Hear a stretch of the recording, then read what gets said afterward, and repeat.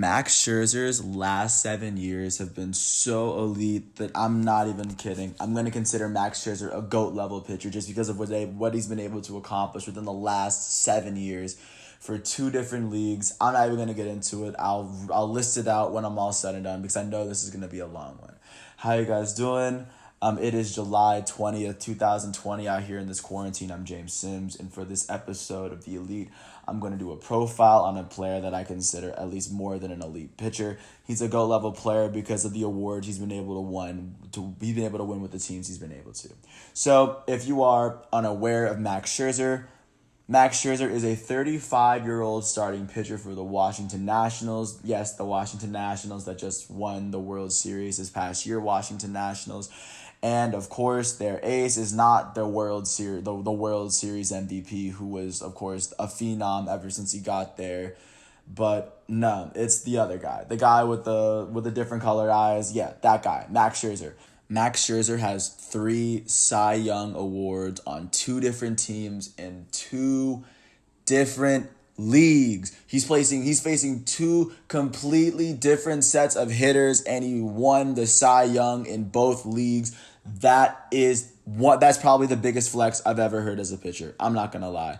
He also pitched 2 no-hitters in the same season, and he's pitched 2 immaculate innings in his career. All of this happened in Washington. Let me get started with Max Scherzer. Just to give you a little bit of background, he's from Chesterfield, Missouri, in the St. Louis area. He eventually went to college, and he would eventually get drafted with the 11th overall pick in the 2006 MLB draft by the Arizona Diamondbacks. When he first got to the league, he wasn't incredibly elite. I mean, from 2008 up until 2012, when he wasn't winning, he wasn't nominated to any All-Star games. He was still tossing. I'm not gonna lie. In his age 23 season in 2008, he would go on to play 16 games, start 7 of those 16 games. He would pitch for 56 innings for the Arizona Diamondbacks in a season where they would finish with the second best record in the NL West, completely missed the playoffs.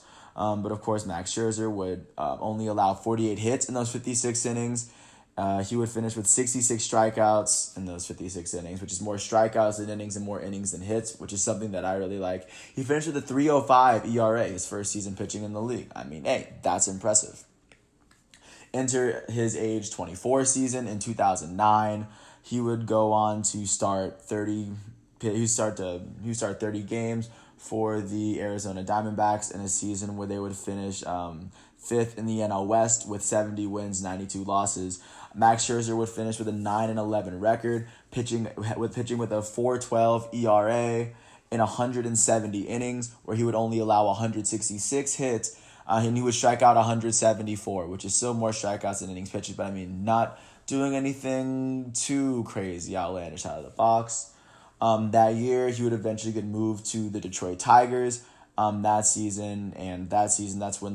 right before the playoff run for the Detroit Tigers started. So in 2010, the Tigers would finish with an 81-81 record, 3rd in the American League Central. That year, Max Scherzer would start in 31 games that season, pitching with a 3.50 ERA and finishing with a 12-11 record in 195 innings. He finished with 174 hits. He only allowed 174 hits. He struck out 184, which is more. He allowed less hits than innings pitched, but he had less strikeouts than innings pitched. But at the same time, as long as you don't allow hits or runs, is all that matters. But he's still able to keep a 350 at 25. Still able to do his thing, and that was the first season where he started winning, and he was a winning pitcher for the Tigers. Before that, he was 0-4, 9-11. That would transition into his 2011 season where the Detroit Tigers were starting to really pick up heat. He would go on to start 33 games in a season where the Tigers would finish in the playoffs. They would win the AL Central with winning 95 games in the year that Justin Verlander won the MVP. But of course, Max Scherzer was learning a lot under him as he finished with a 15-9 record with a 4.43 ERA through 195 innings. He would allow 207 hits, and he would strike out 174 batters. Nothing too crazy, but at that point, I think he actually started to get a turnaround as the Detroit Tigers were actually starting to pick up steam as a team. That year, they went on to beat the Yankees in the ALDS, but they lost to the Rangers in the ALCS the year the Rangers lost to the Cardinals in the World Series. Moving on to 2012, this would be a year in which the Detroit Tigers win the AL Central for the second year in a row, in the year that Miguel Cabrera won MVP, and in the year they won 88 games. In 2012, Max Scherzer would start for 32 games, and he finished with a 16-7 record, his best record to date. He would finish with a 3.74 ERA through 187 innings, where he would only allow 179 hits, and he would cross the 200 strikeout threshold for the first time, striking out 231 batters, leading all AL pitchers in strikeouts per 9 innings. But following this season, Max Scherzer would be on the MLB radar, and at this point, this is when his run starts. But up until then, I would say he was building his way up, and the Tigers were becoming a winning team, and he still had a winning record the last couple of years before. But once he turned 28, that 2013 season was ridiculous.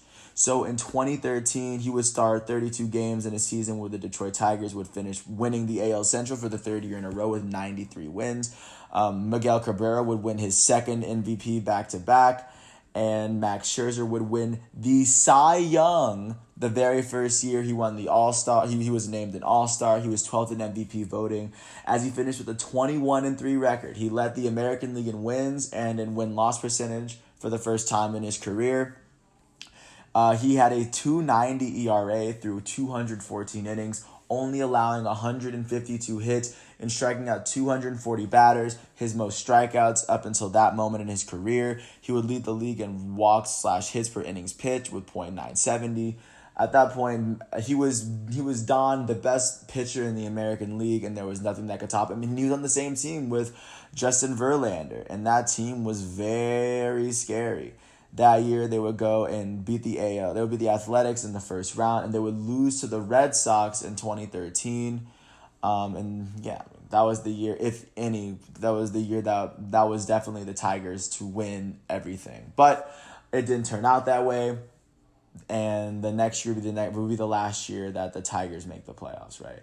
So moving on to his next season, which would be his last season in Detroit, Max Scherzer would be named as an All-Star for the second time in his career, as he started 33 games for a Detroit Tigers team that finished first in the AL Central for the fourth and final time that he was there.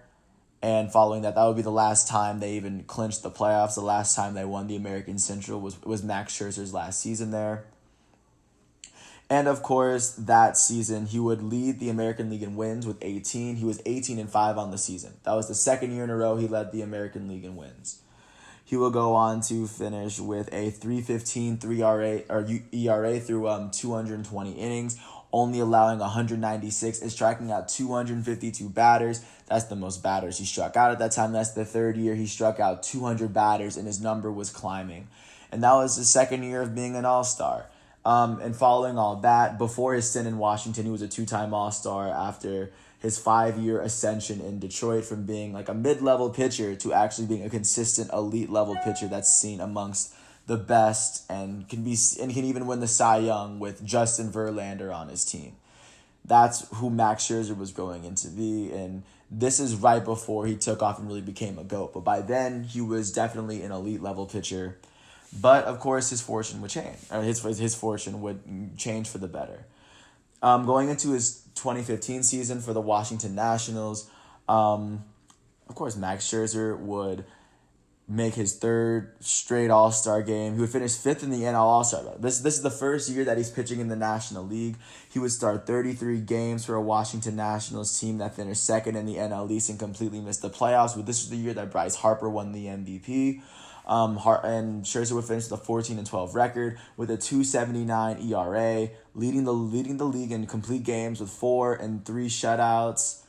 And he also threw 228 innings pitched, the most he's pitched up until that point, and at any point in his career. He allowed 176 hits. He struck out 276 batters, the most he'd had up until that point.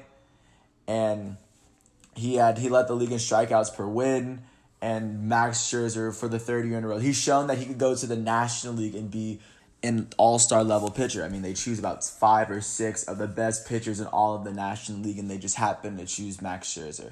So yeah, that would complete his three. He would go on. That would continue his 3-year streak of qualifying for the All-Star game, and by then Max Scherzer had gotten himself accustomed to the National League East, and he would start to he would start to reign his terror on the National League East for years to come.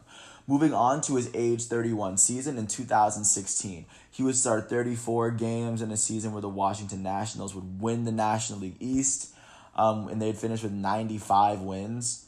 That year, Max Scherzer would win the Cy Young for the second time in 4 years. He finished 10th in MVP voting while being named an All-Star for the 4th year in a row.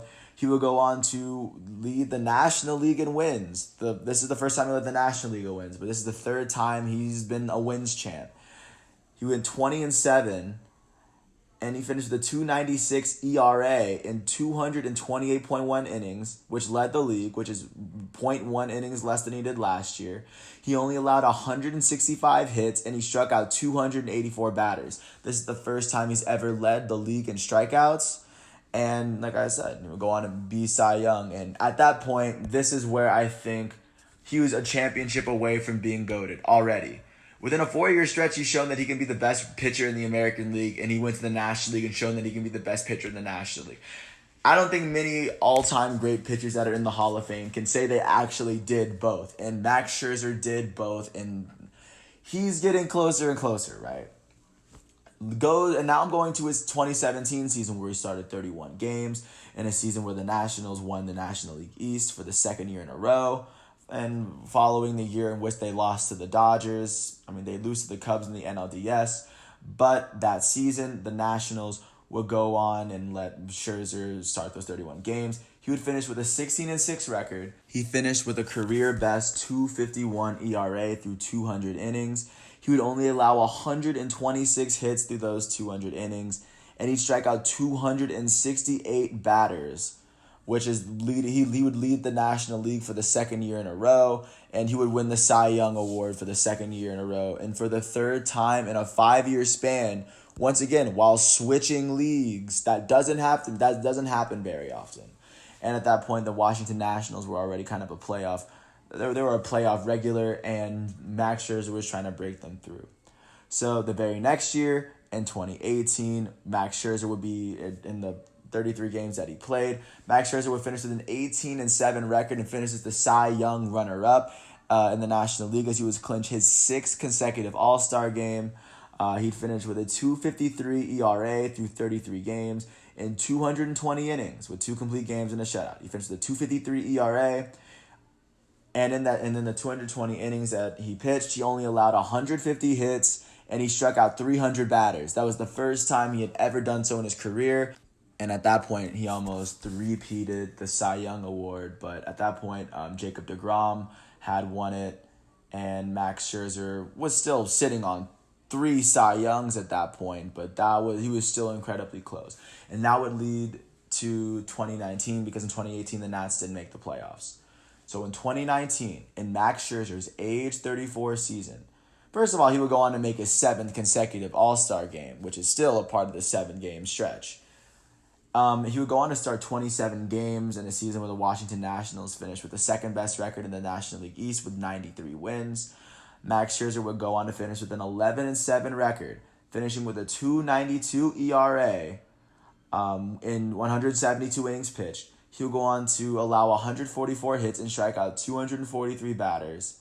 He would finish as an All-Star, like I said, for the 7th year in a row, and he'd finish 3rd in Cy Young voting. He was in the top 3. So in that 7-year stretch, he was in the top 3 of Cy Young voting 5 times. He won the Cy Young 3 of them, and he was a runner-up once, and he was 3rd place. So when I look at Max Scherzer right now, especially with the Washington Nationals depth chart alongside Steven Strasburg, Patrick Corbin, when I see a pitching rotation like this, I see, especially alongside players such as Trey Turner, Juan Soto, Victor Robles, I see a team that can most definitely compete this year. And they won the national championship last year. They did lose Anthony Rendon, but their pitching staff is still there. And Max Scherzer now, has a championship under his belt following last season's run where they beat the Brewers. They beat the Dodgers in 5. They swept the Cardinals, and then they beat the Astros in 7. And then Steven Strasburg won MVP. But of course, I mean, Max Scherzer would now have a championship ring to add on to his 7 straight All-Star appearances. At this point, I think he's already solidified himself as a first ballot Hall of Famer within 7 years already. I think he did it. Any pitcher that can win the Cy Young in both leagues is elite. At that point, they're goated. Because a lot of people say they can, but Max Scherzer actually did. I don't know if I can remember a lot of people that actually did do both. So with that, I don't know if there's really much else to say.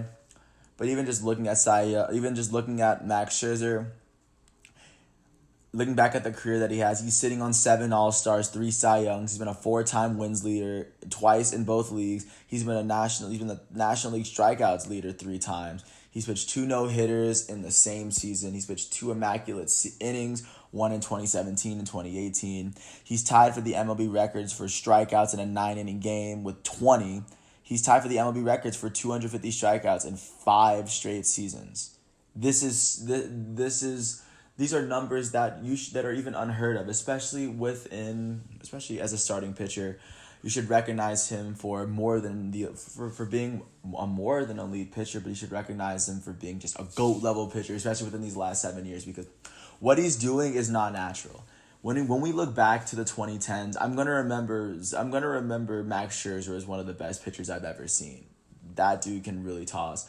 And because I was an Atlanta Braves fan, I got to see him a lot. So I personally know I have feelings about Max Scherzer. But at the end of the day, I truly respect him as the elite starting pitcher that he is. And I believe among the baseball GOATs, he does belong. He belongs next to Clayton Kershaw and Mike Trout, especially in this discussion.